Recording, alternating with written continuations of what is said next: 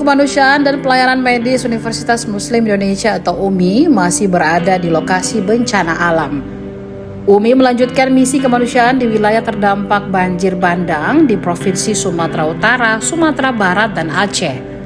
Kali ini tim bantuan medis Fakultas Kedokteran atau TBM FK UMI telah menjangkau daerah kota Lintang Bawah, Kuala Simpang, Kabupaten Aceh Tamiang, Provinsi Aceh.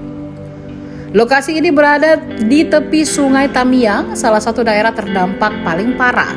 Tim medis UMI mendirikan rumah sakit darurat beratap tenda dan beralas terpal.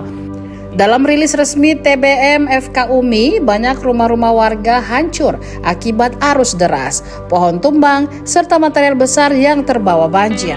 Disebutkan dari keterangan masyarakat, tinggi air saat puncak banjir mencapai kurang lebih 8 meter. Tim medis UMI bersama tim relawan lainnya pun memberikan pelayanan langsung ke masyarakat terdampak. Pada kegiatan hari ini, kata Beni, tim UMI memberikan pelayanan kesehatan kepada sekitar 50 pasien. 50 pasien itu mengeluh luka-luka, infeksi saluran pencernaan, gangguan pernafasan, serta berbagai keluhan umum pasca bencana lainnya. Saat ini berada pada daerah Kecamatan Kuala Simpang, Kabupaten Aceh Tamiang.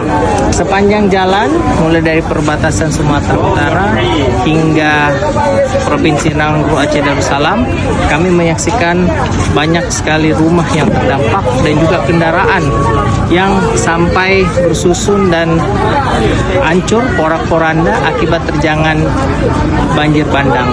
Saat ini kami berada di posko pengungsian dan posko kesehatan, berada pas di tepi sungai, melihat dan menyaksikan banyaknya korban yang mengalami dampak dari banjir, terutama kehilangan rumah, tempat tinggal, dan juga banyak yang mengalami masalah kesehatan. Alhamdulillah tadi kita sudah melakukan pemeriksaan kesehatan dan pemberian obat-obatan dan juga perawatan luka pada pasien-pasien yang mengalami kecelakaan terdampak dari banjir bandang ini. Sekian, Assalamualaikum warahmatullahi wabarakatuh. Tribun X sekarang menghadirkan lokal menjadi Indonesia.